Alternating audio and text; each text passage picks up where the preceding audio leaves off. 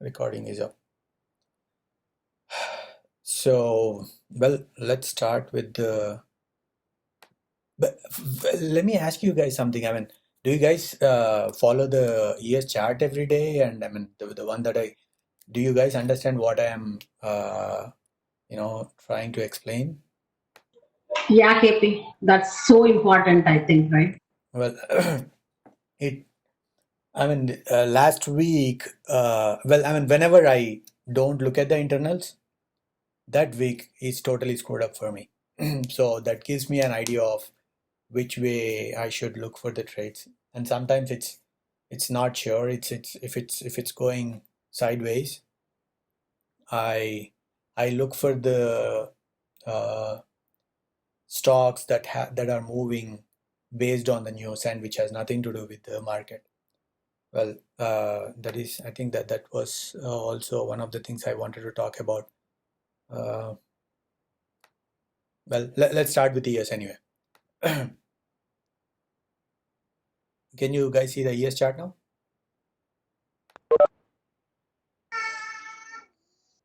Yep. Yes, KP. Yes. All right, thank you. So, I mean, right now, ES is at the 61%. Actually exceeded 61% overnight, I think. Did it? No, actually it closed right at the 61% fib. And if you look at the pattern, I mean, it kind of making kind of a consolidation and breaking out. If this breaks out, as I mentioned uh, in the daily snapshot, this is the 200-day moving averages. Well, red is 200, green is 50, and white is 20-day moving average. This is what I use regularly. And generally, Bollinger Bands are used with the 20-day moving averages. So I don't put the Bollinger Bands because it becomes, too many uh, lines in the chart. So anyway, so the idea is right now we are right here. The only thing that was making me bullish for the last few weeks is because the market was it was hard for the market to go down. I think we spoke about it the last time too, that it goes down 2 days and it bounces. 2 days bounces. That's it. That it's been happening since 23rd of March. It does not follow through at all. So that's one of the reasons. And I know, I mean, even now when I speak to my other friends, they can hardly believe that we are here. They can hardly believe that we will go higher up. But we don't know. I mean, I don't generally look for the reasons of why the market is going the way it's going. We will always know the reason, after everything happens, because, that's because we all follow the news and news in the news channels. They find the news based on the move. That's not what we want. We want the move first because we have to be part of the move rather than knowing the reason. That's why, I mean, we frequently listen people or post the question saying that why is something happening. I mean, it might give us the satisfaction of knowing the reason, but it does not help us become better traders at all. So the best thing to do is to just follow the price and follow the trend lines and the where the resistances are and where the next resistance is and where the next support is. That's the best way. I mean, or else we would have not, you know, uh, we would have sold somewhere here and we would have never been part of the uptrend. So, well, that's about ES. Actually, if I look at the NQ, right, NQ is amazingly strong. It could. How far is NQ? I mean, it's not far anymore.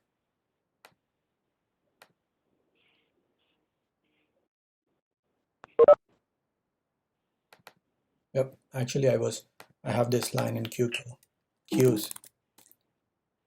We are already in the gap, so this gap might be filled, early next week. So, We are 237, 22. We are not far away from the highs. But if you look at the previous January of previous in 2017, is it? I know it's here. Nasdaq has moved higher before it came down, and I mean you guys can look at it, later. But Nasdaq always moves much higher or much forward than S&P 500 because you have all the growth sectors in Nasdaq. So, I mean, compare S&P and Nasdaq right here. And actually, you know what? You guys asked me for this question, right? How do you look for relative strength? This is one way you could look at it. So all it's doing is deducting QQQ from SPY, and it's charting out. These values may not mean much, but it tells you where the trend is. Which one is doing better? I mean, you can do this intraday, and you can still figure out what's doing better.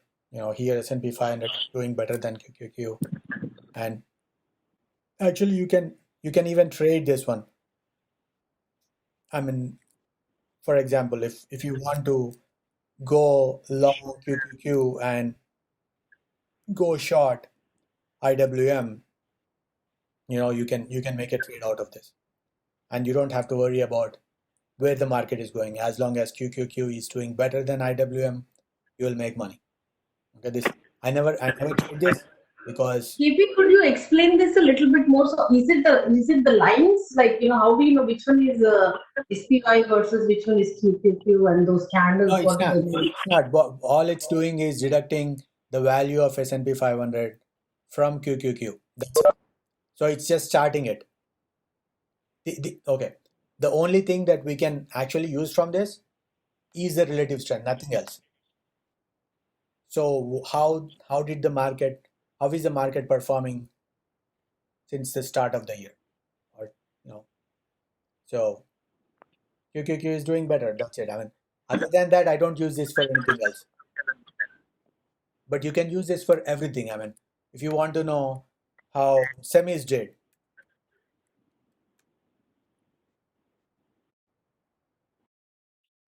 actually semis did do better. I'm actually surprised. Oh, negative. We are negative. So yeah,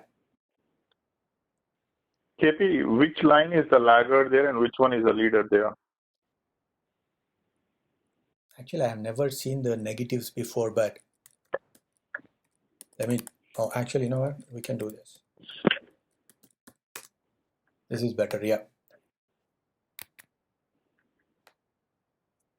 it is surprising that S&P is doing the same as SMH right now for the last, I don't know, 4 9 to it's for almost a month.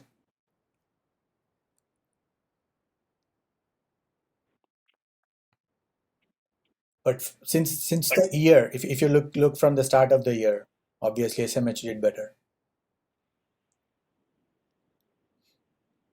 I mean, I don't. Well, as I was saying, that I don't really look at the relative strength on a daily chart. I look at the relative strength on intraday, and one of the easiest ways. Okay, let's do this. Let's see what happened on Friday, right? So that's your QQQ, okay? And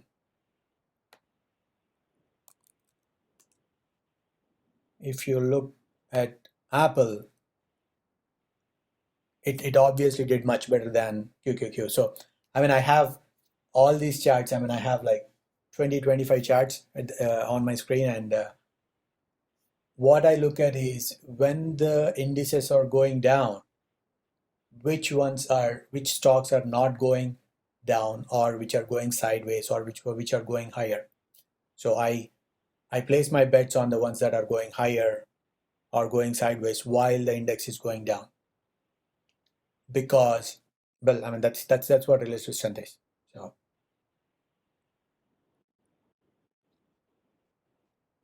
Does that answer the question? Raja, I think it was your question, right? Relative strength? Yeah. So can you hear me? Yeah. So do you use the same strategy for even shorting, like when the index is going up, you figure out which one is the weakest one to short? I look at the indices almost. I mean, it's on my screens. I have SPY, QQQ, IWM, and also those and the corresponding futures. And So I mean, either you are long or short, you just use it for reference. yes. Well, Okay, for thank you. example, yesterday, right? Yesterday, Russell was doing much better. I mean, from the start, Russell was doing better, and Nasdaq was not doing good. That's what I mentioned in the channel. And if you look at it, if you look at which sectors are doing better, you would see that the energy and financials were doing better. So in Russell, uh, the regional banks, which is KRE, and XOP or OIH, which is energy, and also the home builders, they were doing much better. So now the next thing I do is I have also the list of all the home builders and everything. So I go look at the home builders and see which home builder is doing better today. So, and among that list, I pick the one that's doing better. And not just that, I don't know if I have that here, but let me see. Uh, So you compare the stock relative strength with respect to its individual index and also the S&P. I mean I eliminate, right? I mean I see the indices, Yep. which sector is doing better. But which So you index is look at doing the better? sector wise and also the total market. Yes. Start with the Okay. market and then get down to the sector and industry and the stock. Okay. Thank you. Well, I mean, if you are watching these every day, right, you will know. I mean, this will run on the back of your minds, which sectors are doing better and which one are not. I mean, if you see financials doing better every day, you know that there is a sector rotation. If it happens 2 or 3 days, if financials are doing better for the last 3 days, there is a sector rotation. I mean, if the technology is not doing good, banks are doing better, you know that all the money is moving into financials because financials is one of the beaten down sectors right now. Even the home builders, they are beaten down. I mean, you look at the daily charts of QQQ and look at ITB. That's for home builders. Qs are somewhere over here. They're actually positive for the year, so somewhere over here. So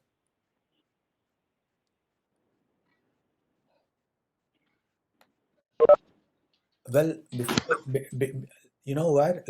I have a list I would want to show you guys. You know what? I'll probably share it. You guys just reminded me. Hold on. I have a routine that I follow every day. I have a list of it. I'll share it in the webinar. So in the pre-market, I look at how is the new 52 week the new 52 week highs minus 52 week lows.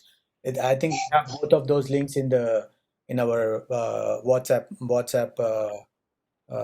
group, and also the NYSE percentage. So those two I watch, and I watch the indices, then I watch the sector ETFs. I don't know if you guys have access to the webinar. I'm just reading the list I just sent there, and then I go through upgrades and downgrades. Then I look at the pre-market. This is my routine. What I oh, all right, thank you guys. Where do I mute all? I do this once every month. I feel I still can remember. Anyways, so the best thing to do is have a routine. For me, I have a routine. I do the same thing again and again every day. And if I look at the same similar stocks that are doing better over a certain period of time, right? So those will become my favorite stocks to trade. That's how, that's how I have one of those lists that I sent you, the growth stocks list.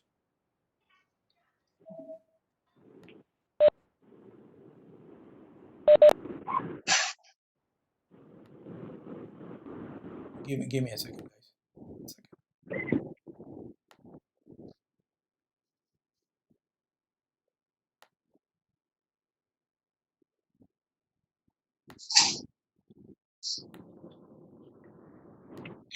All right.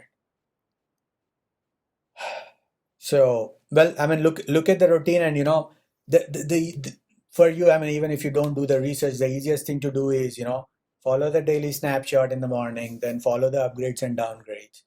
It probably takes, 10 minutes each, I guess. And you will know that, what are the stocks that I'm looking for, and what are the stocks I might trade, during the market. And and in the list that I just sent, which I'll talk about the first year runs. Let's look at the first year run. I think this is part of it, right? So this is why I got into KSS. Okay, the calls. So I was waiting for it to close above the 20-day moving average. Okay, that's why I got in. Actually, I wanted to buy it on Thursday, but I didn't do it anyway. So on Friday I bought it. So if you have an idea of where to get in and where to get out, if KSS were to close below 20-day, I would have probably bailed out on Friday. My idea for calls is it probably will go and test this trend line or the 50-day moving average. That's it. And this is what I do. I always create alerts. This is what I do every day. This is all my research. Oh, hold on.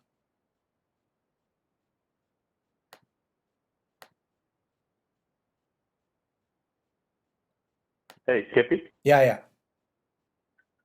I have two questions once you're done with this topic. One follow-up question. Okay, all right. Post it in the chat. I'll look at it. All right. The first day. So whenever there is a bounce, the first day, this happens for most of the mega cap, where there is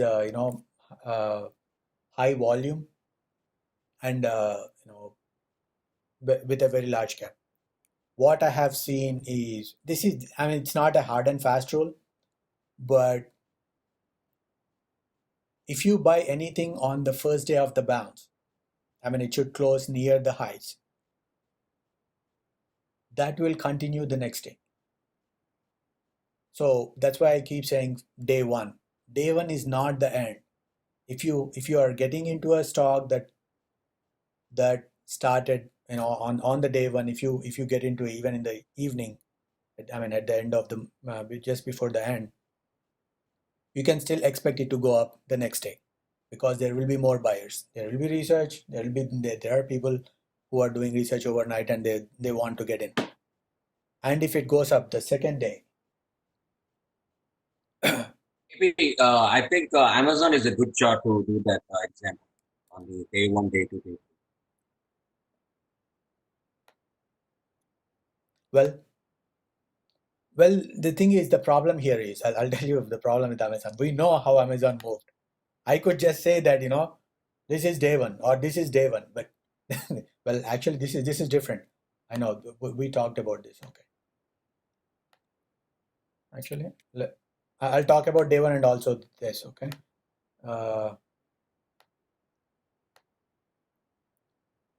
This whole consolidation, all the sellers, whoever are right here, as soon as this breaks out, there won't be you will see more buyers.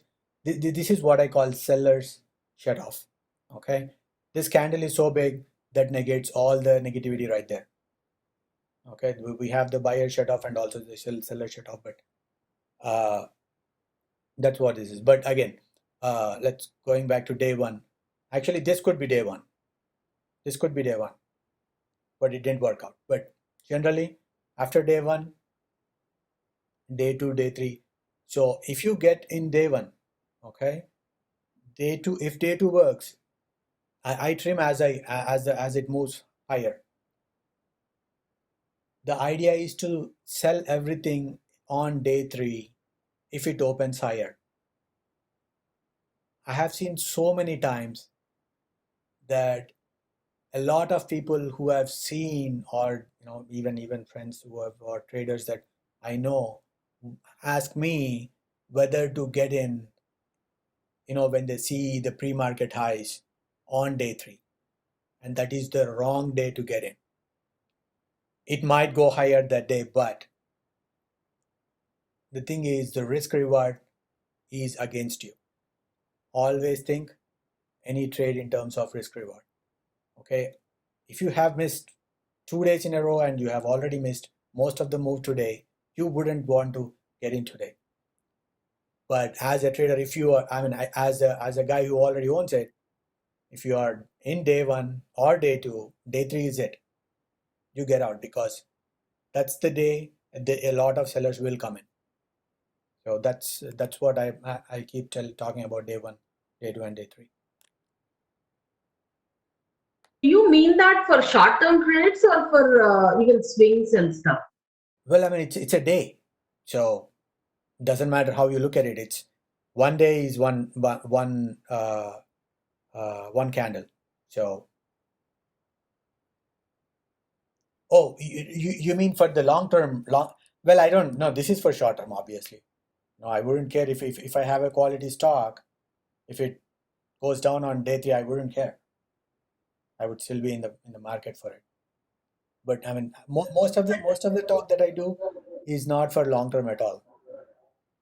Like if we look at LLY chart, right, it just seems like it is going up, flagging like from since 8 March 23rd. So it seems like it's a flag, it's making a bull flag, consolidating, like because it's a bull flag, then going up again another leg, right?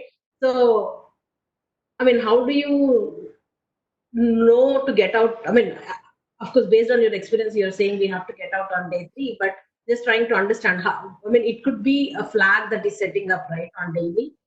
Well, for stocks like this, right? If you believe in, okay, let me tell you. Okay, let's look at Okta, right? This is the breakout. 1, 2, and 3. You get out. I was wrong. We got in here, and I had an older chart, but this is the breakout. This is the breakout. It didn't even close above it. So this is the breakout 1, 2, and 3. That's even if it goes higher that day or for the next few days, you have made your money. So you are looking for these breakouts, okay, riding it for 2 to 3 days and getting out. That's one of the easiest trades you can do. That's what I'm saying. But if I want this to be a long-term position, I wouldn't trade options on it, because we don't know what's going to happen on day 4 or 5, right? It could go down and we'll lose everything. That's all I'm saying regarding the short. Can you look at UL once, because you mentioned that UL was day one that day. So what is your expectation? It is. Well, it's not just UAL. I think it's all of them. Yesterday, actually, yeah. This looks actually better. But UAL was the top mover yesterday. That's why I was more interested in UAL. So, but I think we got some news last night. I don't know what about it not being able to sell debt. I think 2.5 billion or whatever.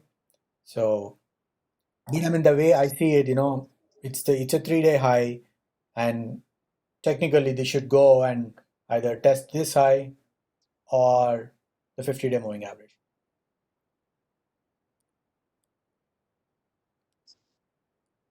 But again, stocks for these, this is the location where you can make the most money if it works in your direction. What happens if this if there is a close tomorrow below 23.55, you should be out of the trade, because your idea was for this to move higher. It didn't.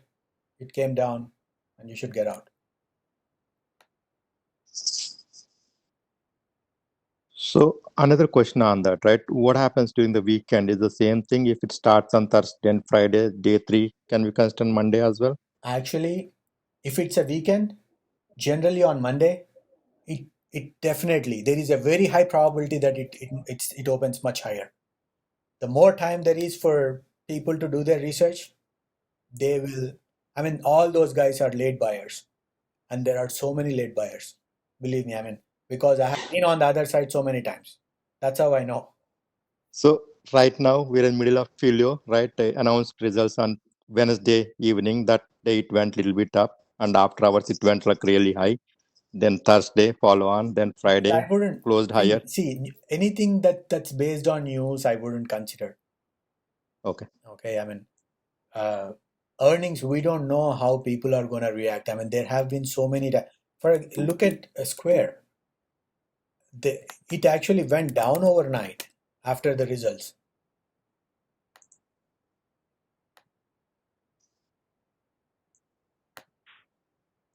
And why did it go up again the next day? No idea. I mean, how do anybody reacts to results? I have no idea. I mean, look at that. It went down and then it went up. So if it is based on news, I wouldn't care. I mean, that's not the trade I'm looking for. Okay, even after it settles for a couple of days, like after 2-3 days, if the pattern I'm continues. looking for a breakout. So here, actually, this is a huge resistance. I mean, look at so many candles right there. So this is a huge resistance. So if it gets in there, but again, this is not the day 1, day 2, day 3 trade. I mean, day 1 is right here actually. So day 2, day 3, I would sell right there. But again, you have earnings, anything news based. I generally don't trade earnings, because the probability is 50-50, and there is also a probability that even if you are right, you could lose money because of the high implied volatility because of earnings. So again, earnings are always a gamble. So I'm not talking about earnings. I'm talking about the breakouts or the first day moves after a certain consolidation. Actually, this could be considered day 1. Again, it's not foolproof. If this low is broken, you should be out. You shouldn't be in there anymore. KP, when you say breakout, right? Yep. So breakout could be breakout to all-time highs. Breakout could be all the way it keeps falling, and then a reversal happens with a good candle and volume on one day. No, It could be a I range know what you break. mean. No, it is a breakout of a previous of the recent consolidation. Okay, so here this is a breakout. So this is your consolidation and a breakout. It could be, let's see something else. Yeah, this is a breakout. So I mean, if the stock had trouble moving higher at a certain point, we take that as resistance, right? I mean, this 7081 is a resistance here because the stock had really, problems moving higher from here. So that's it. Same thing with breakdown. So as soon as this breaks out, you will see a lot of buyers coming in. I mean, let's say you bought anywhere here, okay? And the stock is here. Would you sell it? You wouldn't sell it because you are making money. You wouldn't sell it until you see a red day, where until then you are happy. And also a lot of technical traders get in because all the sellers are shut off here right now, and it's going to go higher. Breakout is basically anything that is breaking out of the resistance, and that resistance is supposed to be recent. I mean, for this. KP, how do you treat the breakout that a gap? If it is a gap, do you still trust it? Breakout and I don't know what you mean. Hold on. So, okay, you're looking for a pattern there, right? 2-3 days, and if it gaps up a lot. Oh, if it gaps up on open? Right. Yeah, that's a breakout too. It is. But that's a little tricky though. See, the best, let's say if Apple gaps up and opens right here, I mean, what is your risk reward? There's more risk in there than reward, right? I mean, it could come back all the way here and close the gap. So there is no point in getting into something. Or for intraday trades, this is something that I do every day.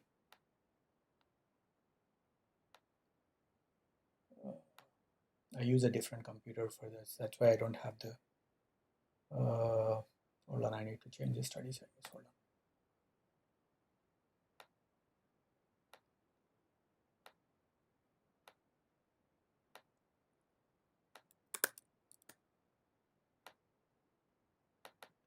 I have a VWAP and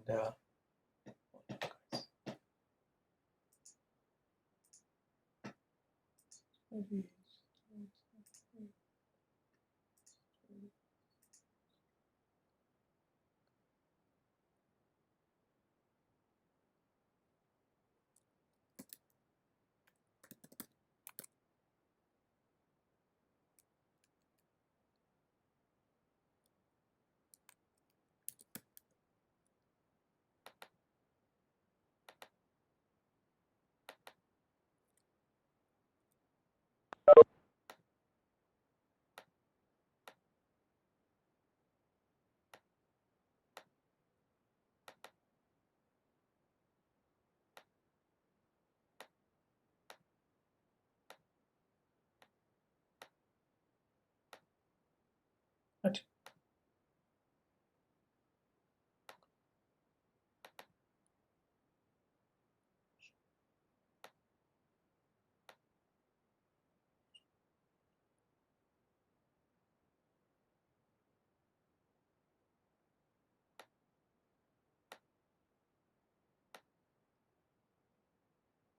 Oh, for VWAPs. Sorry.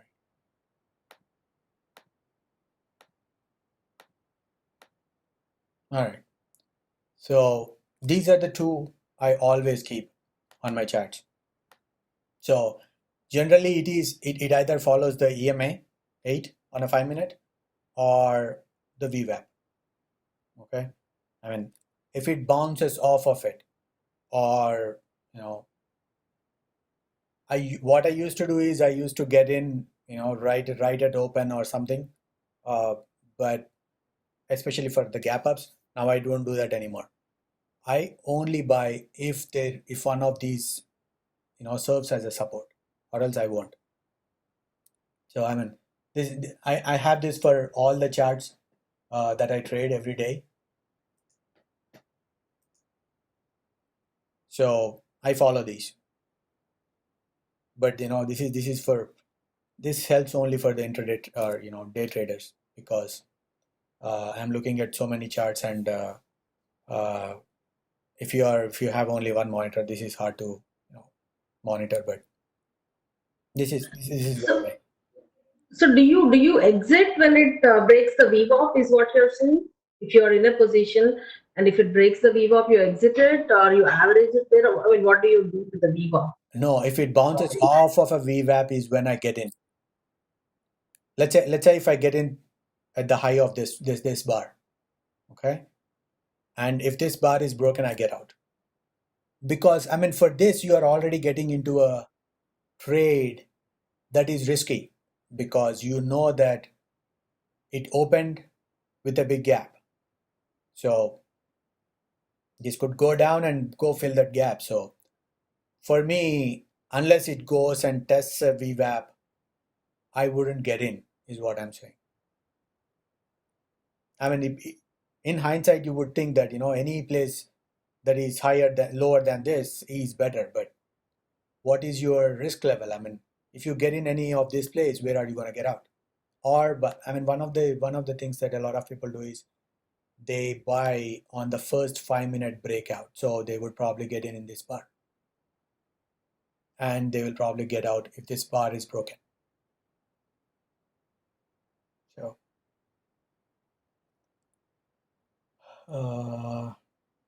let's look at the list. I think we have a big list.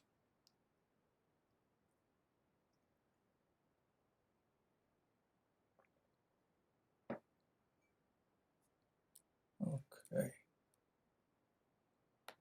Oh, we are done with day 1, day 2, day 3. When I am late to trade buying butterfly, well, I will look. You know what? Let's talk about the butterflies. And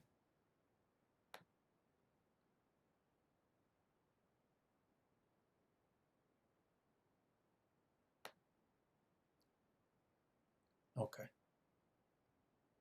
we need Microsoft. This is a small trade I did. I mean, I barely paid anything for it, but I am still, working on this.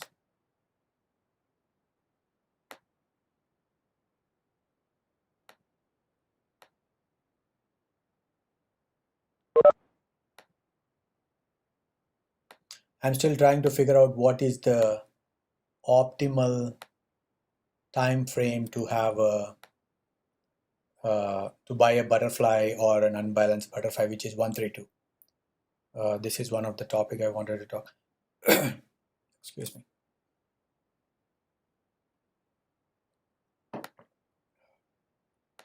All right. So can you explain the difference between IWM 130, 121 and 132? Yeah.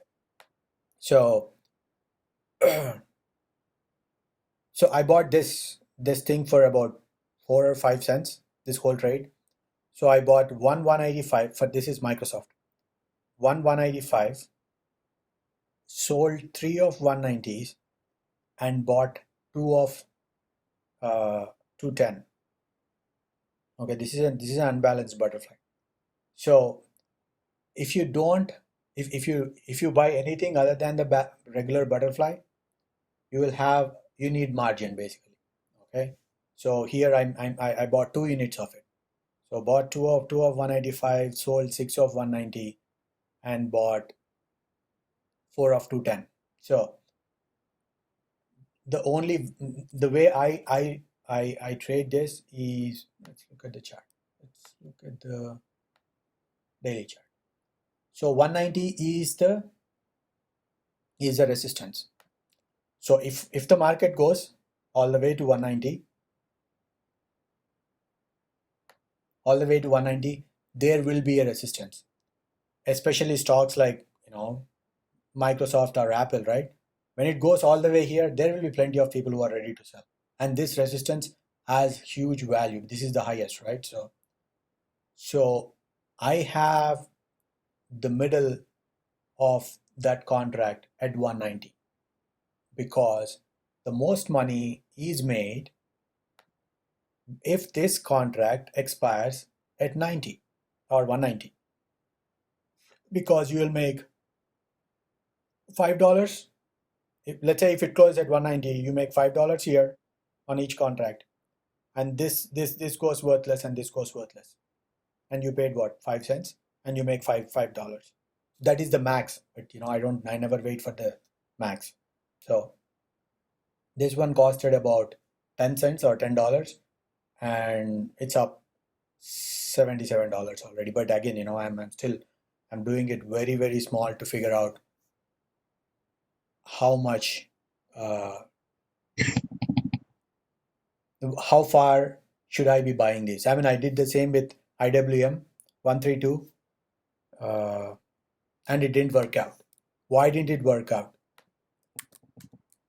So I bought IWM here, okay, and I bought 124 and 120, 130, I think 130, 124, and 118. Yep, 118. So when I did that, I expected this to go down slowly, but what I did is I did it for last Friday, 3 days ago, yesterday. Okay, I should have done it, but it went down so fast. So if I would have done 1-2-1, I would have made money, but I did 1-3-2.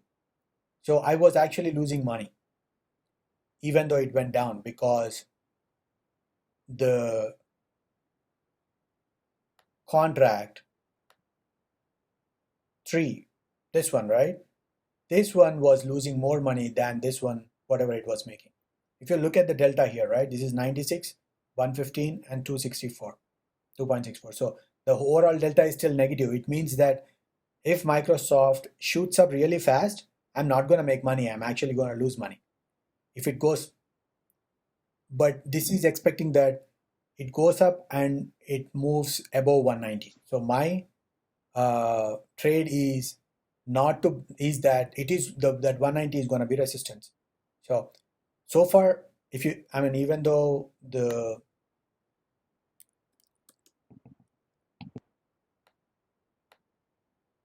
this is where I bought it, so around 183. So it's up $1.60. But look at that. This, the first one I lost money here for 185. For 190 I made a lot of money, which I sold. Even this one lost money. I wouldn't expect to make any money in this one. I mean, if you are making money in the last leg, it means that something is really, really wrong. This is not supposed to make any money at all. Okay, so that's what happened for my IWM. Even this leg was making a lot of money. Actually, when I sold it, this leg went up 1000%, but I was losing a lot of money in the second leg. So I'm still trying to figure out how far is better. And KP, I think the puts, right, the premium might go up more when it starts falling. The put premium goes up way more than when something is going up. The call premiums, I think it's more the puts. well, okay, you're talking about the volatility, right? I mean, IWM trade, right? Like it did fall, but then I think the negative, the one that you sold went up too much, because when things are falling, I feel the premiums are way higher. No, that's not, well, that's not the only reason. I mean, when the premiums go up, okay, what you're saying is, when for puts, when it goes when the stock goes down, the put premiums go up, and then it went up. But not just that, the put premiums went up, but also all the put premiums went up, right? It's not just one of them. All the 3 legs went up. So volatility is But you sold more, so you sold more than what you have, right? Your buy leg is lesser than the sell leg, so that's why the overall trade is negative. That's correct. I mean, even here, that's what I'm saying. Here, right? I mean, you won't make money as long as the delta becomes positive for you, and delta is even negative here. But look at the theta. Theta is 30. So if it moves sideways, you're actually going to make money. Theta for this one is 69, this one is 35. So if the only reason I made money here is not because of the delta, it's actually because of the theta. Because the first leg didn't make money, the second leg made money because the theta was helping the whole trade. So, I mean, the best trade is where the delta is positive and also the theta is positive, like the one that the Tesla trade I was showing. But for those trades, you will have to put in some amount of money in it. I mean, this one is almost nothing. 5 cents is nothing, right? I mean, for a $185 stock, your net debit is 5 cents. It's very, very, very small. So KP, in this trade, how much we can lose? So let's say if Microsoft one day suddenly went up to 200, right? So we have to pay back like 900. Is that what it is? So the maximum loss is 7,000. Oh, the loss is high. Obviously, the loss is up, but okay. That's why you don't do it for the ones that are far away. Oh, okay. Okay, I mean, a stock like Microsoft moving from 180 to 210, like what, $30? Yeah. Yeah. That $30 makes sense. in a matter of Yeah. a week is not possible. Right. So, Um, and also so and again, you cannot do these trades for the ones, the small cap or the stocks that could go Yeah. for a buyout or anything. Like a W. It only works either for indexes Mhm. or mega cap. right. Oh. Quick question on the same butterfly. So basically, what I have noticed in my experience is like if the trade moves against your against the direction, then closing out the negative leg or like probably making it a spread or rolling the middle leg has been a little bit helpful. What are your thoughts on that? Well, I haven't tested like that. I mean, one of the reasons I haven't tested all of that is because I don't have time to do more of these trades. Because Right. if I do, let's say, instead of buying two units, right? If I'm buying like 100 units, okay, then I would focus all my everything on this trade. And sometimes these trades make more money than all those individual trades that we do. I mean, for this one, 5 cents becomes 80 cents. That's 20 times, 15 times. So these are better, but again, you also need higher margin. Okay, that's one problem. So, well, as I said, I'm still working on this. Yeah, KP. One thing what I observed is means instead of 132, maybe instead of making it into the middle. So let's say in this 121.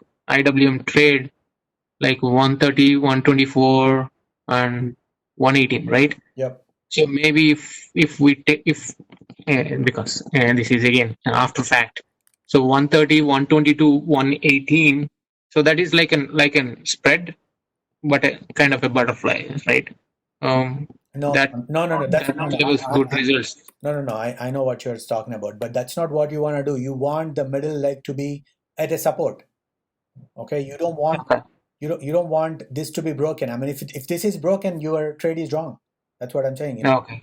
Okay. This is your support. As long as the support is over there, you are good. So the idea is it will go all the way here. Okay, Mm-hmm. then it will probably move sideways or bounces a little. Okay, that's when you get out, Okay. and you'll make money by that time. When Okay. Yeah, makes sense. for me that trade was wrong because I should have done only in 2 days. I mean, the thing is it was too perfect. I bought it Okay. here and it went down the next 2 days. I didn't expect that. Yeah. So,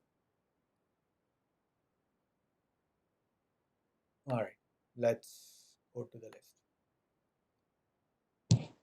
Yeah. What I'm trying to see is means instead of putting so much capital in that again one IWM one and stuff. I mean, how about like 130, 124, and 120? Maybe we will not make much money, but how about that trade?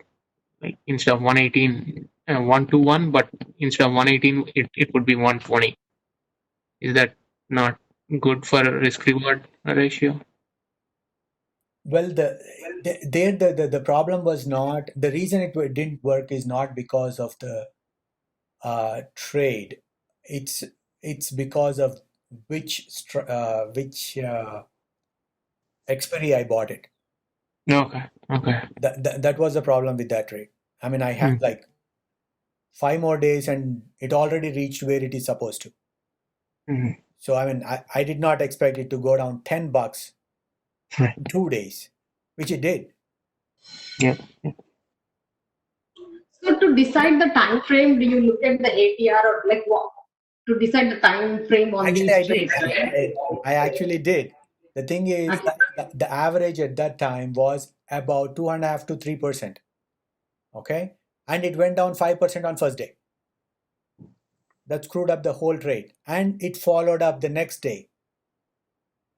And I mean, again, basically that trade was wrong because I should have bought a spread instead of a buy. And also And also, guys, I think this is a good lesson learned that butterfly. In this case, it failed, right? But it's a very good lesson that what it can go wrong, and you have to get out. So it is a very good lesson on this one, on IW1, IW1. So where are we? Okay, let's go to the next one. Oh yeah, by the way, I spoke to Ravi Kunkut, and he was not at home. He's outside. So yeah, he said he couldn't join today. Please talk about internals. How do you determine they are weak or strong? Well,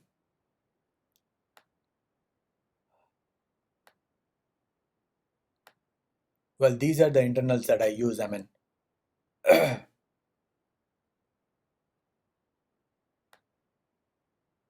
you see the internals every. I mean, let's move this to 15 minutes.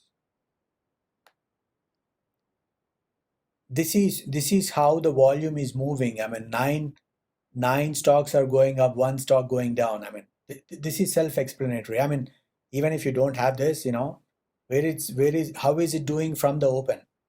That helps. That's it. So again, especially for AD, advanced decline, if it opens much higher, around 2000 and stays there, it's a trend up higher that day. If it does not go down at all, it means that any move lower in the price is viable, as long as this does not, and it happens. I mean, it did not happen here, but it happens a lot on a trend up day. It stays there. It does not go anywhere. It started at 2100 and it stayed about 2000 the whole day.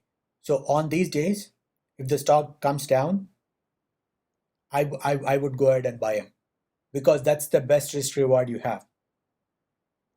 And I use the moving averages in this case. I use the 20-day, 50-day, and 200-day on 15-minute chart without the overnight trading in it. What I mean is, that's what I keep telling you guys about the support. I say SPY is at support right now.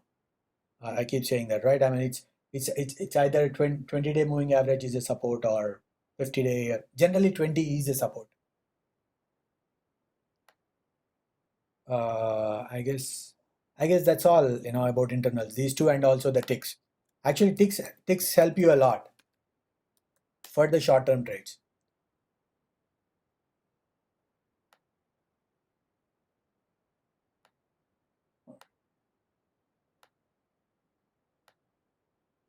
See where they are closing. I mean, actually, this shows you, but how many closes there are below the zero. 1, 2, 3. That's it. There are three closes in this 15-minute bars that actually closed below zero. So that's a tell, saying that it's a very good market right now. Every time the market goes down, people are buying it. So, and you could always use this. When it's hitting the lows is when you go buy the options. Sometimes use it, sometimes I don't, but something to look for. All right. So when you say internals are looking good, right? Yeah. So you look at the 15-minute chart like one candle, or how do you determine that? Like, I see you updating it a lot, but I don't know, based on what time frame and what makes you, come to that conclusion. Well, generally varies, especially this internal, right? So is it doing better from where it started? It's not where it opened is more important than, it's the same case with the price charts. Okay, this is one misconception when we follow the media. They say Amazon is up 20% today or 10% today. Okay, so if it is up 10%, is it okay for you to go ahead and buy today? That's not the information you need. The information you need as a day trader is where did it open and where is it going from there? Is it going higher from where it opened, or is it going down? If it's going down, that's not the trade that you want to be in as a bull. So it's the same case with here. I mean, where it opened and where it's going.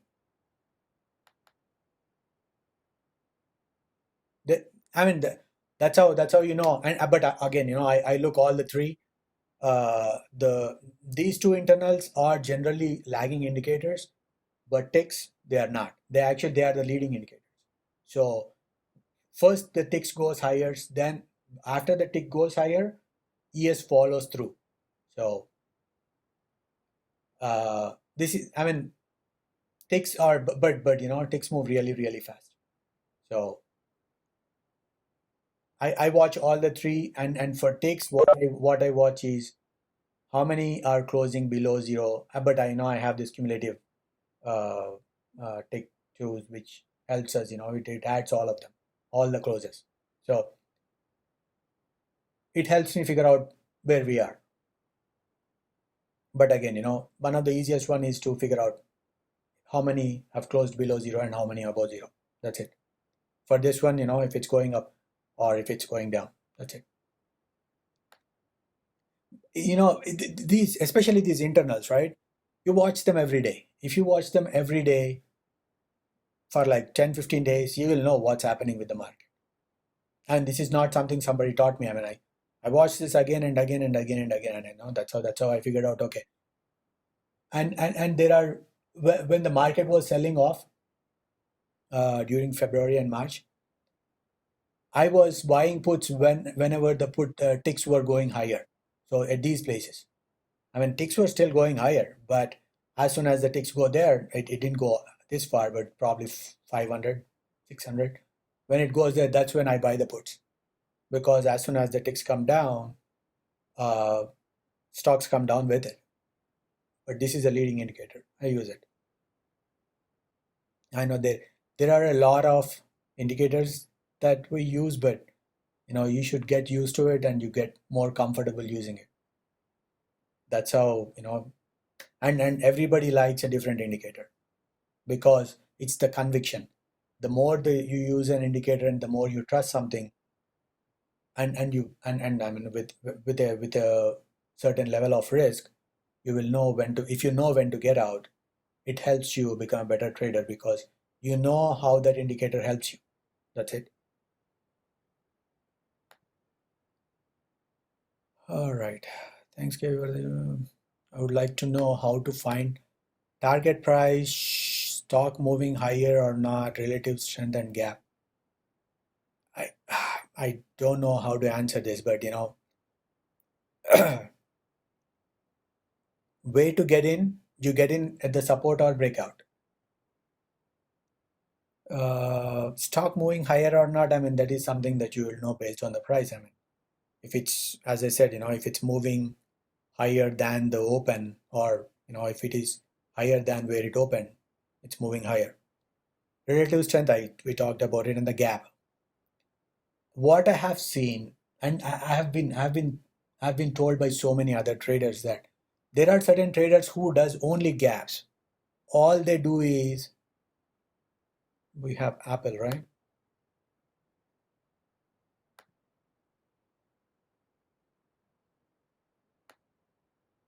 Yep.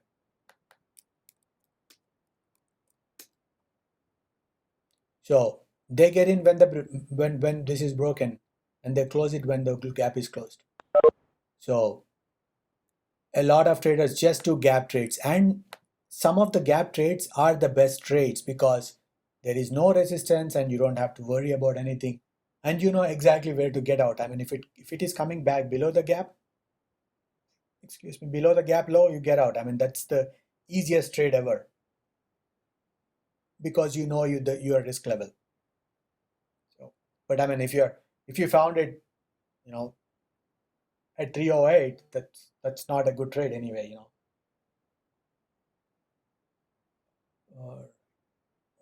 See, this is what I saw, KP, like most of the time when it gaps up, Yep. it either comes down to the pivot point, comes down to the pivot point, or comes back and closes the entire gap and then starts moving up.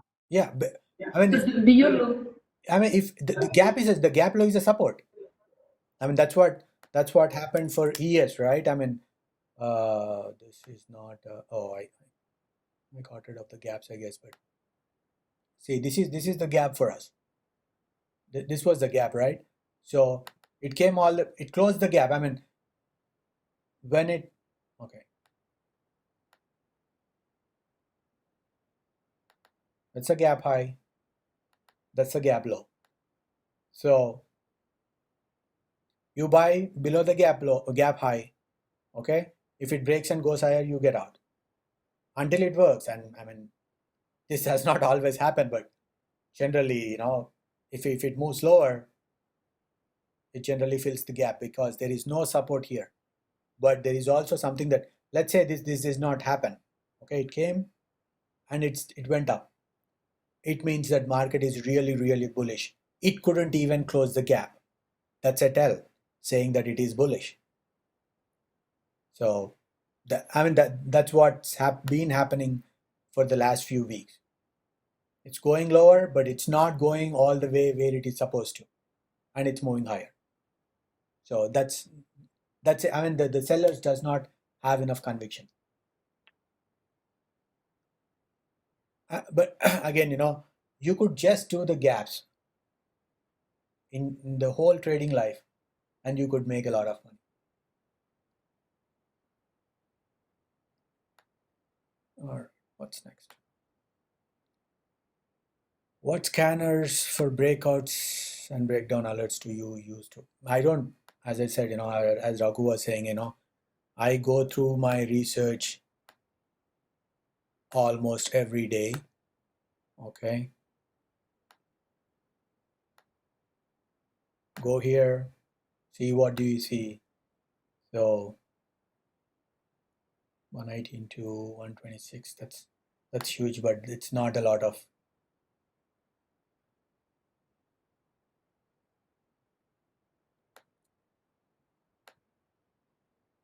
That's it. Put in as many alerts as you want. And one over here.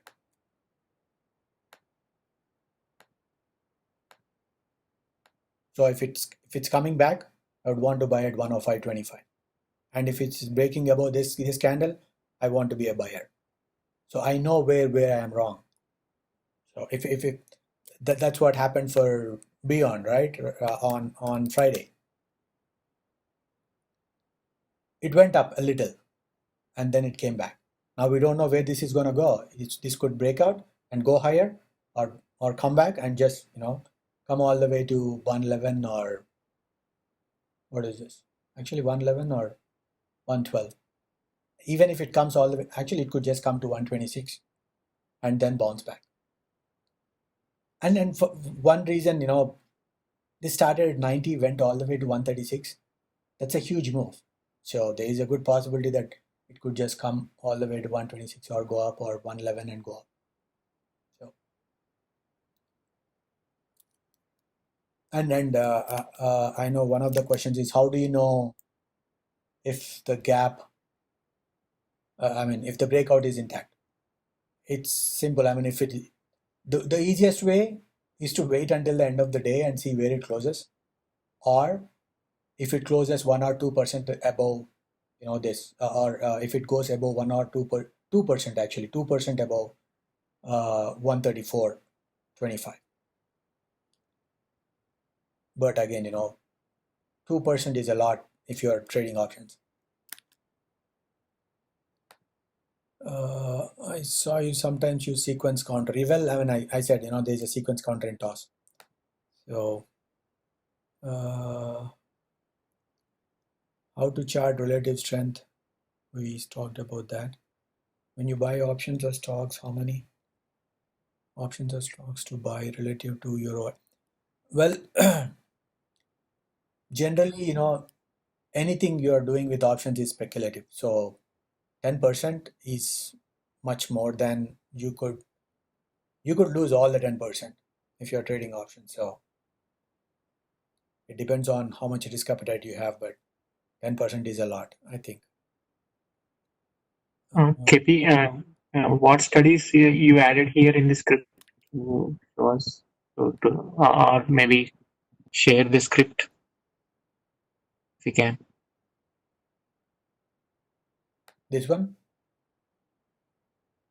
Yeah, for support and No, resistance. those are that's not a script. I mean, I drew those lines. The white lines are Oh, something okay. I drew, and I use 200-day, 20-day, and 50-day, and the trend lines I draw it, Okay. Yeah. Yeah. and I always use Thank you. relative strength.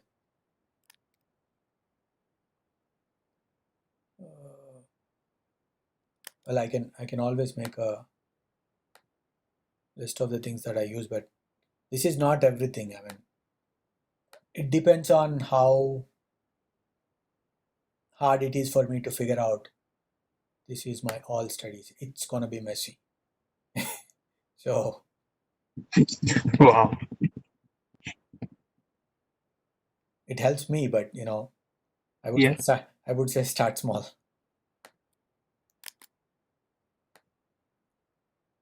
Any idea about John Carter's?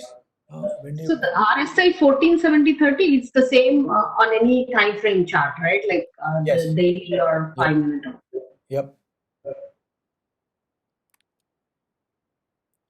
When you buy, okay. When you buy options or stocks, how many options or stocks you buy? Okay, I understand it's one. Okay, that's it.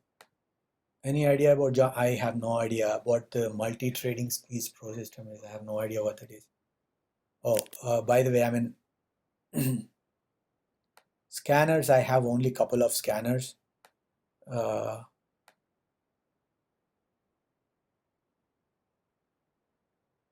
This is one thing I use query for calls.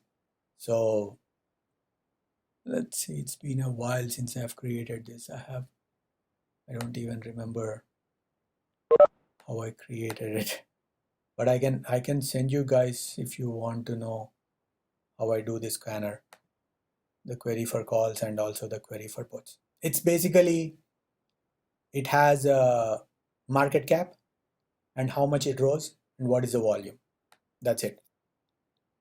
I generally make sure that the volume market cap is not less than $2 billion because I'm trading options. Higher the market cap, better it is. But I can send you those screens. I don't know how much it will be useful, but I'll share it. Okay. If you can tell us what timelines you pick when choosing options, what makes you pick a particular price versus the other? Do you actually, you know what? This question can be combined with another question that's asked.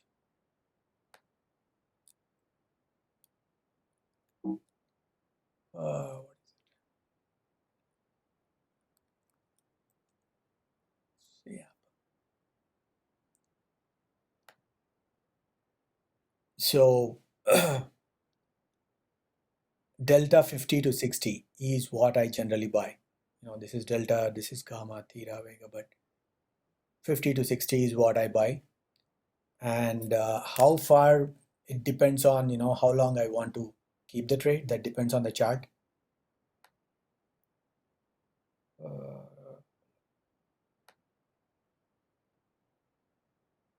Do you look at how much? Okay. And there was another question asking about what to do if you don't want to monitor it. If you don't want to monitor it, the best way is to buy the ones that are deep in the money, either deep in the money or, well, actually this is something that I have been told, last time when I went to Vegas for a conference. There's this guy, he was saying, go ahead and buy like 80 delta or 75, 80 delta and sell the next week of, let's say, 9 to 10 delta.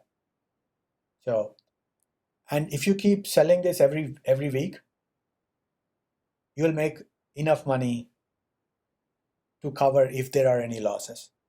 But buying anything in September of 80, this is kind of a stock replacement or 70.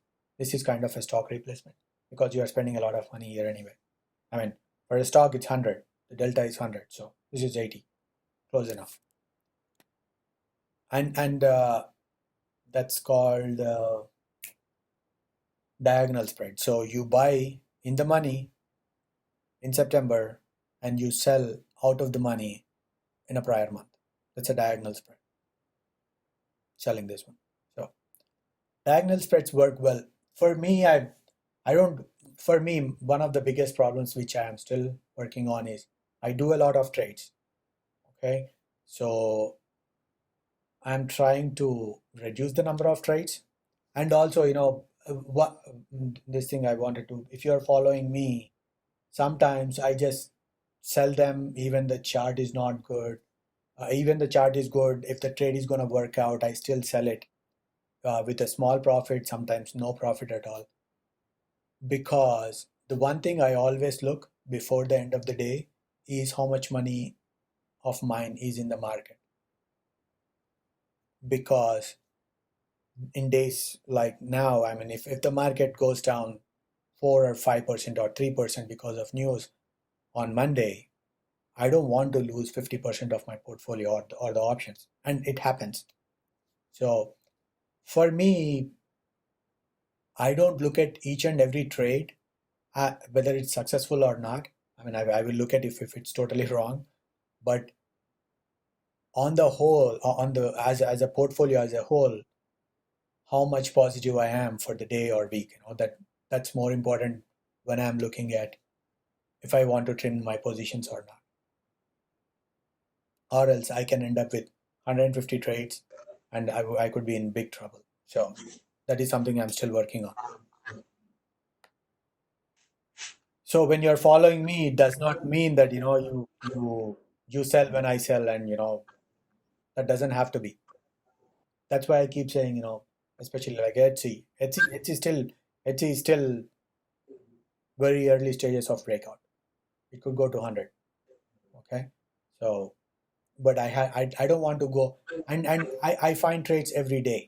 I used to think that I could make more money in a certain trade, but when I have too many trades and the market goes down, it is so hard to just get rid of the trades too. So that is something I wanted to let you guys know. I mean, the better thing is to find the supports and resistances, and you could just stick to it. I'm sure most of the people are not trading more than 4 or 5 a day. Actually, 4 or 5 a day part-time is a lot. All right. So volatility is done. Okay. Fibs for all time. Eli Lilly. Okay. Eli. Okay. Yeah, I looked at Lilly. So there is no hard and fast rule for Eli Lilly. So this was my my fibs, and this is my swing high and this is my swing low. This is what I did. So you were saying that it opened here, right? 23rd. Right here, okay. I mean, this in this range, right? This is still the swing low, and this is the swing high. Actually, this could be the swing high too. So that's what I did here. So this is a swing high. You could use this fib or this fib. Again, there is no hard and fast rule about where you should be using the fibs. If this were a weekly chart,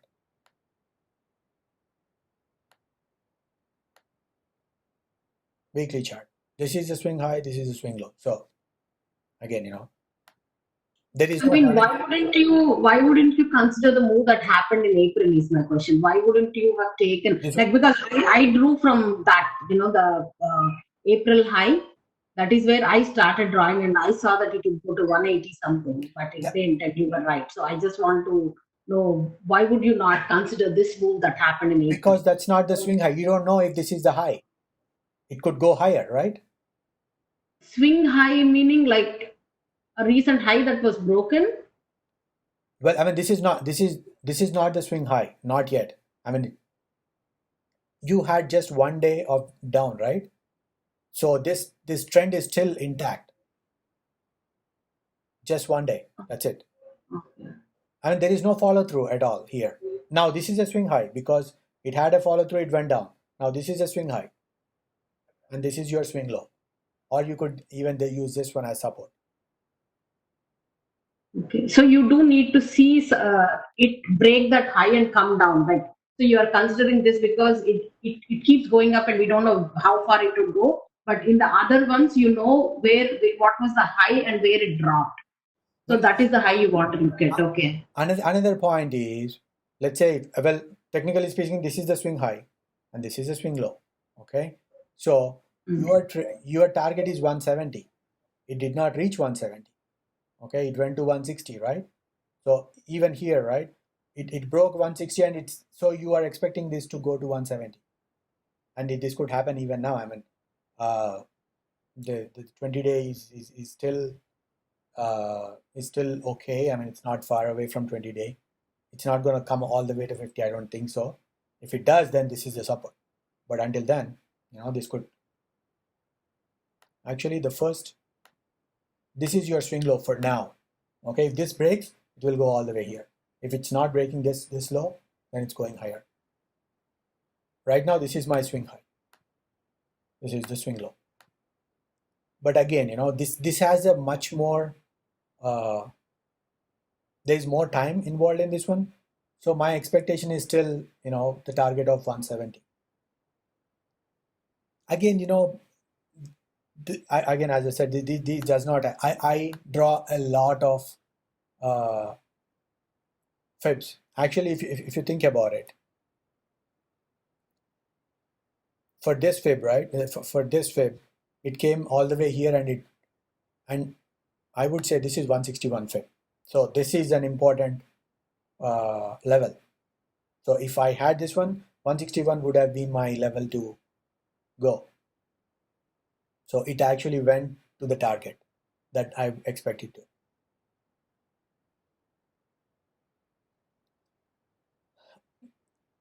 I mean, this is not an exact science because there are so many moving parts in the market. And even though the company is doing good, the market may not be. There are so many forces in the market. That's why trading is so hard. You need to adjust yourself, adjust your trades based on where the market is going. So would you draw like just, I mean, would you consider the last 3 months, or would you do shorter time frames too, as it is moving to get targets that are not as huge, right? All the way 161.8, but would you do more time frames in order to get more levels? I do it all the time. Look at this. This is my shop. Okay, I got out, but the thing is, look at this is my primary fib. Okay, and 770 is a target, and then the target is 880. Forget about that. I shouldn't have left that, but I did obviously. But yeah, 880 is the target. First is 770, and then 880 is the target.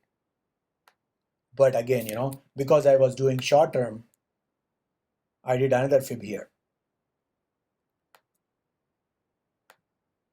So now my target is 775, but it didn't go anywhere with the offering and everything.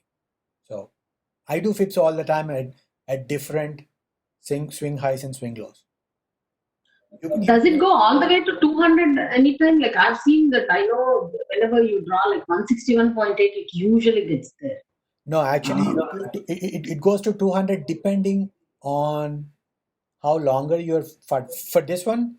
I would consider 200 to be easily attainable because it's just one candle that's moving from. So this whole candle, if that happens again, it's going to 200, right? So it's not a lot of move. For me, 200 it should be is attainable very fast for this one. But longer the time frame, it's harder to get there. Well, I mean, FIPS is used in so many other uh, studies, so even though I don't follow many of them, but I know that people who are using other studies, they all use Fibonacci retracements. So I know that these are important.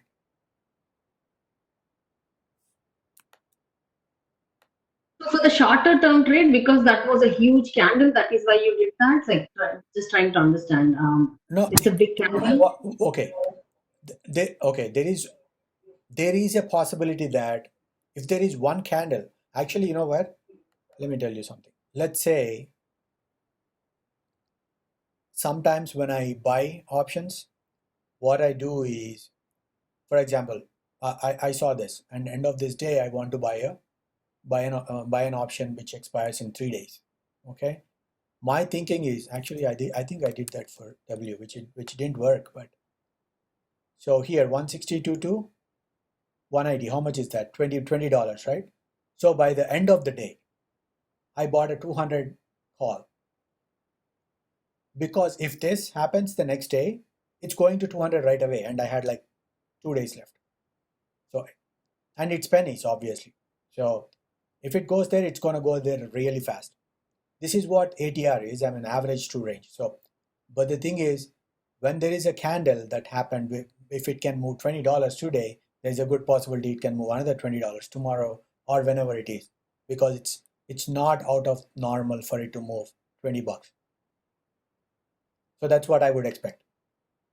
That's what I'm talking about shop too. I mean, this whole candle is what, $90. So if it can move $90, it can move $90 again. So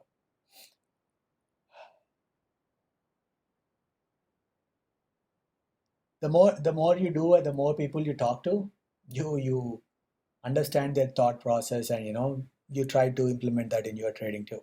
I mean, most of those lottos, that's why when they work really, really well, or else they won't at all. Can you do TWL or Twillo chart? I think that.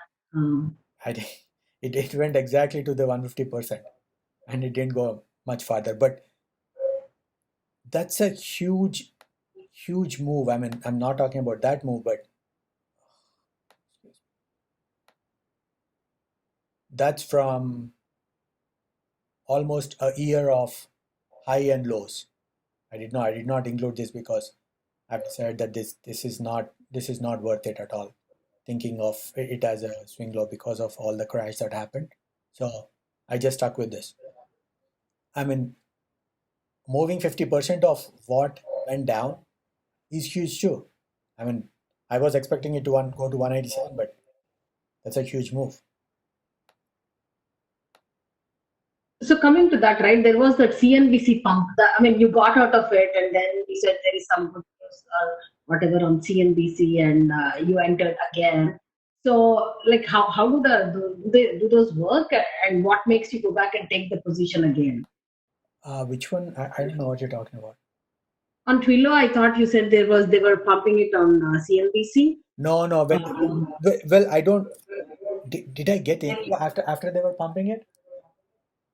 I think so. Yeah. Not pumping, but you said something about it's going up because Yes. they're Well, talking about it on the thing is, CNBC or generally, something. if I am in a trade, right? If I am in a trade, if the media talks about it, I want to get out, at least partial. Okay, because a lot of people are just getting in because of that news, and they are going to lose money. That happened a lot.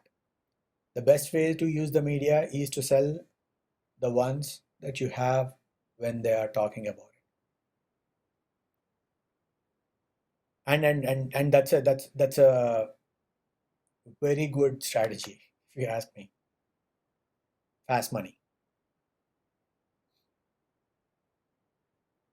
One second.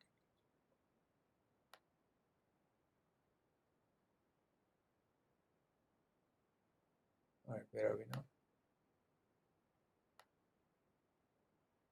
list. How to correlate QQQ, SMH, IW? I think we already talked about it. How to take positions that do not need constant monitoring. Yeah, the best thing. Well, I mean, late last year and early this year, what I was doing, and I have posted in our groups, is that I have reduced my long exposure and started buying stock replacement. So when I say stock replacement, what I was doing is I was getting like 70 days away, and I was getting into 75 or 80. So if you are spending $4,000 here, right? So that's, let's say, 80, right? So 80 times 310. That's an equivalent of $24,000, 800. So you have a leverage of 1:6. So you buy this and you have an equivalent of 80 stocks of Apple. That's what delta is anyway. So that's one way. I mean, for this you don't have to, if you look at the charts or your levels, end of the day you should be okay, because the intraday shouldn't matter at all. So that's one way. And also, you could do the diagonal spreads. Buy 80 and sell like 10 delta in the earlier months. I never tried that, but it should work. All right. Howard, what do you mean by day one? Okay. Combo's done. What confirmation do you make? Breakout, we spoke about breakout. Does ES futures from September and December give any clue? Nah, not really. I mean, I don't know. I know for a lot of people do that for commodities, but I don't know how any, I wouldn't know. Well, there is an expectation of move, obviously. Do you use volume profile and max volume at specific price point from TOS studies? No, I never used volume profile. No, not really. Yes, I know a bunch of people actually use a volume profile with the pivot points, and they just trade that. Do you use relative strength for intraday or scalping or even longer? Yes, I use RSI for both. I mean, one way is to figure out, but I mean, the internals help me figure out if it's a trend day or a sideways day. And if it's a trend day, let's say if it's a trend up day, and if I have on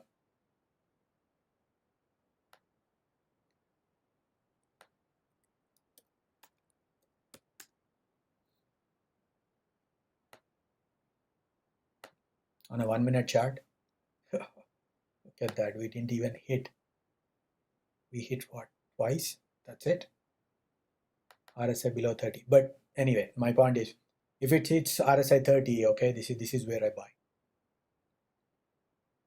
So because I know it's a trend day, anything that goes down, I don't generally buy SPY here, but I do buy other stocks which are doing better, because as soon as SPY starts moving higher, the stocks that have done better over this whole period, they are going to explode to the upside.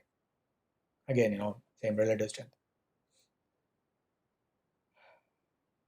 Next.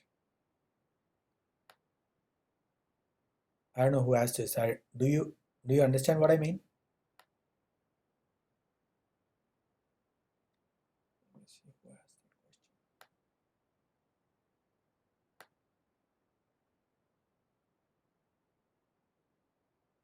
Oh, okay. All right. Do you get upgrades and downgrades? No, I use briefing.com. I have a subscription for it.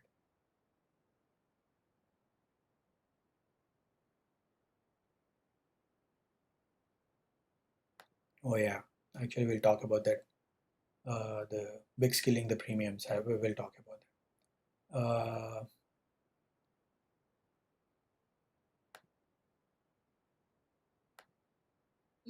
Do you get upgrades? Okay, good. Okay. Do you get upgrades and downloads? No, this is from briefing.com. I have a subscription for that.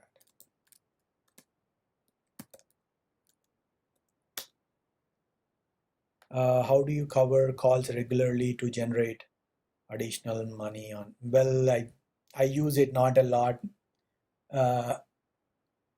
It's better to sell the calls for mega cap stocks, but for growth stocks, I wouldn't do that generally. But one of the trades I did recently is AMD. For this one, I didn't sell the calls, but what I did is I did a combo. I think it should be in the channel. So you sell a put and buy calls, and expecting that I think I sold 48 puts, and I bought like 55 calls. And what happened is, because VIX went down in the last week, my calls did not make money, but my puts made a lot of money. Because the VIX was dropping, both my calls and puts were losing money. So because AMD was going up, the calls did not make a lot of money, but the puts were losing money because the price was going higher, and also because the VIX was moving lower. So it helped. I closed it on Friday. But for that trade, right, if it goes against, would you see a lot more loss immediately? What do you mean? Because you sold the put and you bought the call, but let's say it's going down, the stock starts going down. Yeah. So would you see a lot more loss? Yes, you do. Yes, you do. But the thing is, let's say for these kinds of trades, I would only sell the puts, or the amount of trade that I have is much smaller. So for this one I sold like 4 puts and I bought 4 calls. So I don't know, I spent about less than $1 for it. So if it goes below 48, I should be okay to buy the stock, or own the stock. And I would, and generally I would do 10, but instead of that I only did 4. I mean, if you do 10, you would end up buying 10 of them, which is like you should spend $50,000. So you were actually willing to buy it back at that price. That's where you would sell. If it goes there, yes. Okay. It's not like just short-term trading where you're doing. Well, I mean, the idea is to make money on the trade. The idea is not to buy, or the idea is not to own the stock. But that's the worst case scenario. If I don't do that, either I do a spread, and for spreads for these growth stocks, you barely make money. I mean, it takes forever. Okay, and obviously, the risk that I'm putting in is more here doing a combo, but reward is more too. And let's say there are 3 scenarios: either the AMD goes down below 48, or it goes higher, or it goes sideways. So for the combo, even if it goes sideways, you'll make money. Okay, and if it goes lower, obviously, it's totally going against your trade, so you lose money like anything else, any other trade. So where instead of putting 10 or 15 calls, you only do 4. If you are doing 5 calls, do only 1. But the amount of money that you are investing in the trade is very less too. So And So at what point would you enter such trades? Like, at the low, no, when it is in actually, no. this range, when it is already up? Because when it is already up, there is a chance of it coming down is more, right? So when would you enter No, a no, trade like no, no, that? I thought this was bottoming. I was actually looking at SMH. I don't know if you guys remember, but when it went down here, I bought 135 calls.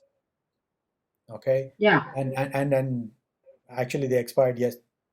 But I sold it early, and then after a couple of days I sold it, and I wasn't even profitable then, and I wasn't sure because of this candle. I wasn't even sure. So what I did is I did a combo then.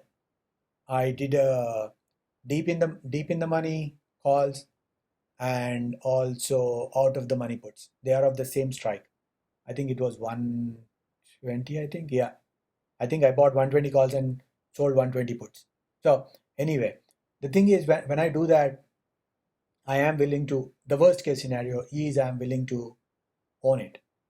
And especially SMH, what I have been seeing, anytime it goes down $10, you just go ahead and buy it. But what happened, what did not work here is the next day it was weak. While the market did well, it was actually weak, which is something I did not expect because SMH leads the market, which it did not on that day. I was expecting it to go back above 130 right away on the next day, which it did not. So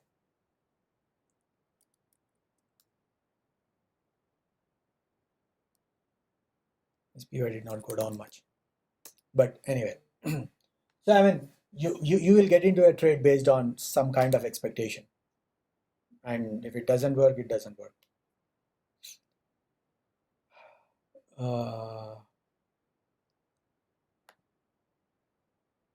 So that's about the combos. Well, actually, there is, if you don't want to do that, you could always, for AMD, right? You could always, actually, I didn't, I don't remember how much credit I got when I sold 148, but so when you sell 148, you just go ahead and buy some 140. So sorry, sell 48 and buy 42 or something. You could do a spread here and do a spread here. That's not a bad idea either. Actually, if you want to do this in a bigger scale, that's a better trade because here you have 48 as 50-day moving average, which is a good support. So even if it comes here and bounces, you will still make money, and this will go, this will expire, worthless. So Do you go out like a week or a month for such trades, the combos? if it's it depends on the volatility, of course. For this one, I think I went into June, I think. Yeah. I only do Yeah, that. but it's a good perspective that, like, I was not thinking you were okay to own it, like, so I was scared to do that. It seemed like, double the risk if it Well, doesn't go in your I direction. But it's a good way to think, like, okay, if you're okay to own it, go ahead and sell it there. well, That makes so much sense. that's the worst case scenario. The worst case scenario is Yeah. it opens next day below 48. What are you going to do? So without knowing the risk, you cannot get into a trade. So if it opens, let's say at 40, what are you going to do? I mean, what are the possibilities of for it opening at 40? Very slim. But I mean, that's what risk reward is, right? The one of the main reasons I have been doing combos is because of the VIX. VIX is shedding a lot, and all the calls are losing premium. Okay, even when the market is going higher, okay, you are losing money because the volatility is going down and all the calls are losing premium. So this is probably a better way when and the thing is here, if the VIX goes higher, right, and you are going to actually, okay, if it falls down, if VIX goes higher, you lose money here and here. I mean, you have the other way too, where you could lose both. So if you don't want to do that, you could probably sell 48 and buy 42 or 43 as a spread, you could limit a little bit of risk. Hey, KP, this is Madhusudan here. Yep. What do you mean by combo? Do you mean spreads, vertical spreads? Or is it two separate transactions that I would be doing, buying and selling? No, it's a combo is, hold on, let me show you.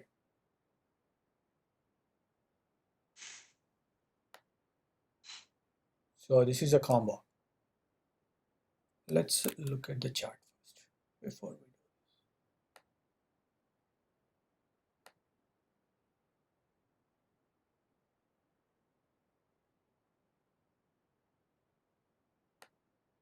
Okay. All right. So if I want to do a combo on this one, it's a little late, but okay. 285. Okay, 285 is a good one. Where there is plenty of support, it bounced twice, and then it broke out and it went higher. So if I do a combo on 285, probably in June or so, I don't know if we will get any. Yeah, it's not bad. So by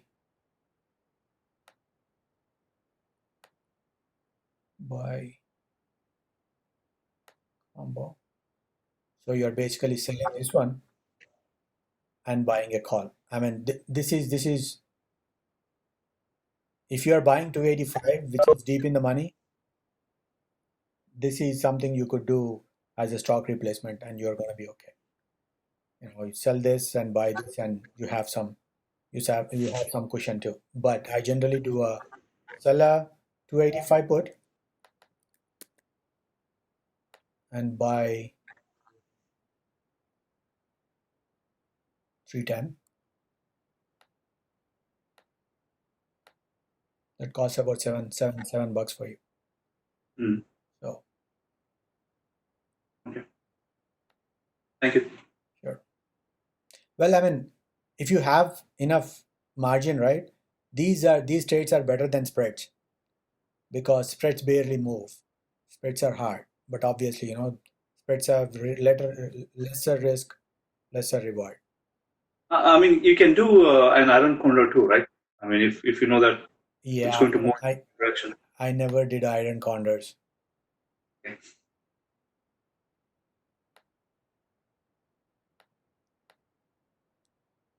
Okay, how did you get out of your long-term positions? Is that including your stocks or just options? I'm not sure what that means. If you talk about VIX scaling premium. Okay, I already talked about VIX scaling premium, but why did you get out of your long-term positions? No, I mean, okay. Well, no, long-term positions are stocks. Okay, in my long-term positions, I only have stocks. I don't have any options. Most of the time, I don't. But yeah, I mean, and I generally sell based on TTD. It came all the way here. I sold some. I sold it on this day because it retraced most of it. So I sold it. So most of the time I sell it when it reaches my target price. And I won't mind buying after it breaks above 323 and get in again, because there is more possibility of making money above 323 than buying here. There is more. This is the weird part. There is less risk here than here, technically speaking, because here I don't know where to get out. If I buy it here, I don't know where to get out. But here, I know where to get out. That's how I can limit my risk. I guess that's it, guys. Let me see if I have any. KP, I have a few questions as we were talking related stuff. Can I go? One second. Right. Apple. What is the next level do you consider based on the stores open use? Muhammad, I don't care about whether they open the stores or close the stores, but all I do is look at the charts, figure out what to do. That's it. Because the information that we know or that we read is never enough. I strongly believe that there are bigger players who knows a lot more stuff before we do. I'm sure a lot of people knew about this before the news came out. That's why I've been saying, when the news comes out, I sell, because by the time the news comes out, most of the move is over. I mean, we got the news late in the afternoon, but it already broke out and started moving higher. I'm sure a lot of people know news about what's happening or what's going to happen or what is going to be news before it comes out. So I try not to do any fundamental research or any decisions based on the news. It never helps, because by the time the news is out, you have missed the move already. That's what I believe. Yeah, Madhavi, go ahead. I think we are done. Yeah, for the day one move, right? Like when it goes up, you said it would go up like 2 more days. Like Yeah. Similarly, is it true for when something is falling? Like if you see that it fell 2 Yes. days, would there be buyers on the third day? No, don't buy on the third day. The first day when it breaks down, you go be short. That's Okay. Yeah, because if you buy on the third day, how do you know that on the fourth day it's not going to just follow through and go down more? Oh, okay. I mean, what we are trying to do here is figure out the exhaustion points. Okay, so I mean, actually, especially Disney is one of the stocks that I've seen. It goes up today, it goes up tomorrow. Day after tomorrow, you can actually go ahead and short at open, and you will make money. I mean, these are some of the things that you will observe the more you look at the stocks. But I mean, what I'm trying to figure out is the exhaustion points rather than But I mean, that's the possible exhaustion point, but we don't know what else can happen. But that's not where you get in, is what I'm saying. So day one is the start of the move. That's all I mean. So that move could continue for 5 days, 10 days, but if it starts at day one, get in day 1, 2, 3, get out. Because like that day, even for Twilio, right? Even Ravi was saying that it's day one, and But I mean, it's the day one of the breakout. Yeah. So actually, there is a good possibility that this could go up on Monday, especially when there are weekends. A lot of people are going to do research and see that, and they're going to listen to all the videos on CNBC and everything, and they are going to think that they have to get in. And but again, there are so many assumptions to it. Let's say if it opens at 187, you sell it. That's it. Because all those buyers on those 2 days, they are going to sell it. It is short term. It's not long term. It is short term. But you sell it. Okay, and those upgrades that you post every day, right? Yeah. So do they work? Like, I know they upgrade, but it seems like everything, like, it doesn't follow that and it falls. Well, So, some of them work, some of them don't. But we are not, okay. We are trying to figure out if it is a catalyst or not. okay. Okay, I mean, I am, whatever the upgrades I put in, okay, I actually don't post all the upgrades. I only post the upgrades of good companies and that I believe in, based on my research or the ones that I trade regularly. And if there is a movement based on that, actually, there is something else too. Let's say if there is a downgrade, okay, if something is downgraded to sell, and in the morning it opens lower, but it starts going higher. Actually, I would go buy it, because that downgrade has no effect at all, and there are more buyers getting in. So I mean, I generally those upgrades and downgrades help us figure out if there is an action that's going to happen in a certain stock or not, and everything else is price action. KP, a quick question on this.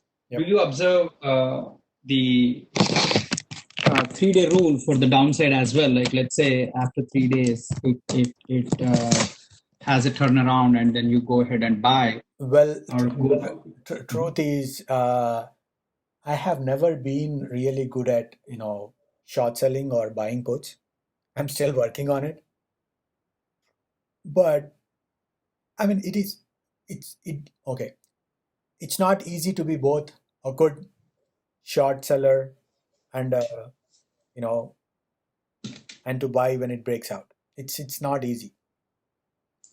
But again, and these many of these stocks that I buy on breakout, I have done that many times on certain stocks.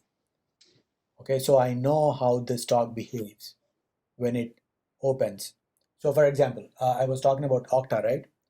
If you look at Okta every day, even when it opens up, it goes down. Okay, and I mean, if it opens up like 2 or 3% or 2% or whatever, it actually closes that gap and then it starts to move higher. Same thing with region run. So these are the things that you see regularly, and based on that price action, you get in. And I'm not saying you will be successful every time, but and for example, one of the reasons I screwed up on Nvidia is because when it opens, Nvidia is one of the stocks you buy at open because it moves higher right away and then it comes back. But again, these are some things that you see again and again, and you believe in it, and you trade based on it. But for any of these, if you buy it, for example, for Nvidia, if you buy it at open, okay, after the first 5-minute candle, you look at the second 5-minute candle where it's going. If the second 5-minute candle is breaking the first one, you get out. That's it. So coming to Nvidia, earnings are next week, right? Like not next week, the week after, the 21st. Yep. So do you think it would go beyond all-time highs, and right before earnings? Probably not, right? It would go to the that level and Well, probably. this is for the first time that I have been seeing in many stocks. PayPal happened. The same thing happened with PayPal. Same thing happened with Etsy. They all broke out before the earnings. So why? I have no idea. But that's been a pattern in this cycle. Generally, breakouts always happen not before the earnings, after the earnings. That the same happened with Shop too, I think. Yep, broke out before the earnings. I never expected it to break out before the earnings, but it did. So You think Nvidia could also yes, probably? sure, why not? Looking at the semiconductors stocks, I haven't been comparing, but do you think that's a possibility? But Nvidia has been doing better than many others. Nvidia is it's like $4 away, just about Yeah. 1%. So you wouldn't sell at 316.32, right? Well, my long term, I'm not selling anyway. So I don't know. I mean, I kind of lost my I kind of feel like I lost my urge in Nvidia for now. So I mean, I should have bought on this day when this broke out. I should have bought it. That's what I'm talking about, conviction. I couldn't find conviction in the trade because I lost last 2 or 3 times on this. So I'm gonna let it ride and see where it goes. Sometimes it's okay to just stick with stock and not worry about options. When you're not comfortable, you're not comfortable. That's it. So just one last question. Right. So the after hours action, right? Like I know we see some after hours action in ES and even other stocks too, like with earnings and all that. So how important are those levels? Do you think during the regular trading hours, would it go back and touch those after hours highs, lows, It, or it depends. It depends on what stock we are talking about. If it is stock like Microsoft or mega caps or any large caps, yes, those are important. That's because we could be. One reason is it could just be machines, okay? And if it's a large cap, right? Generally, the big buyers are in there, and they have levels where to buy and where to sell. So But if it's a very small stock, like even Roku, right? I mean, I wouldn't consider that. But again, I generally don't look at aftermarket or aftermarket levels. Most of the time, I don't, except for the futures, I don't. However, to sell it, yes. If let's say if there is a stock that, let's say, Nvidia started closed here, and at earnings it went all the way to 316, I would probably just sell it. This move is, I'm happy to get out of there. So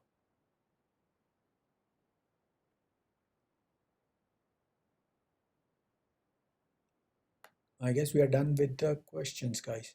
One last observation. Yeah. So you put for 8 EMA on 5-minute chart, right? For your day trading, I do 4 EMA on 10-minute chart. Okay. And usually when you enter, right, some of the trades that are like momentum based, I see that you enter at extension on the EMA. Like, it is, it has that line, it is above. I don't know if it is different because we use different time frames.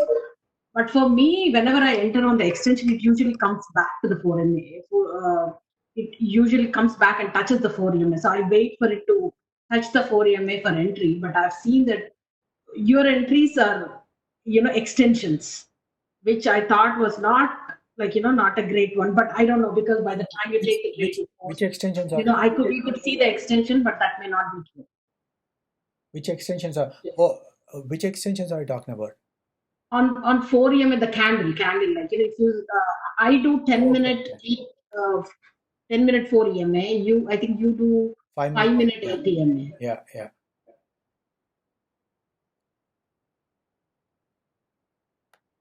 Well, I know what you mean. Well, again, I might have to test it before see where which one works better. The thing is, 10 minutes is too big of a candle in terms of time period for me to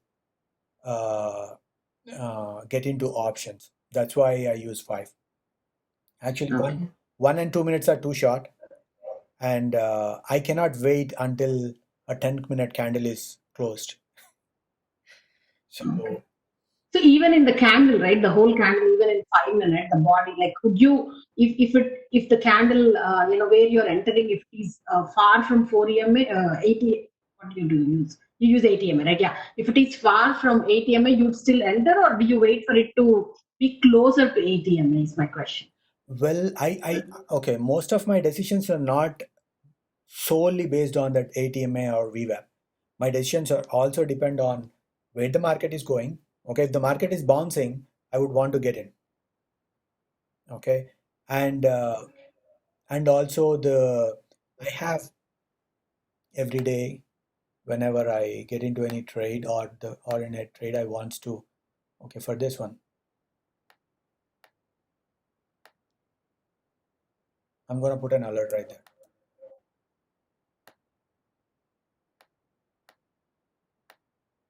And I'm not gonna put it alert here. I'm gonna put it alert, where there is more touches or something like that, so that if it comes there, I'm gonna just go ahead and buy it because that's my support. And also in options, right? Let's say in this candle, you will probably get a much cheaper option price when it's going down than when it's going up at the same price. You know what I mean? So for example, if you are trying to buy it here, right?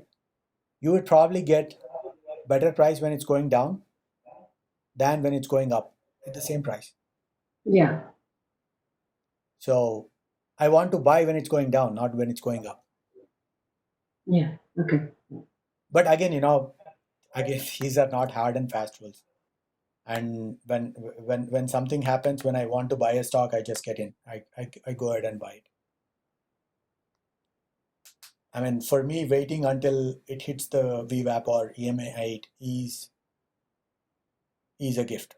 So if it's coming over there for a few minutes, for a few cents or a dollar, I wouldn't hesitate to buy. Well, guys, hold on. Let me stop the recording.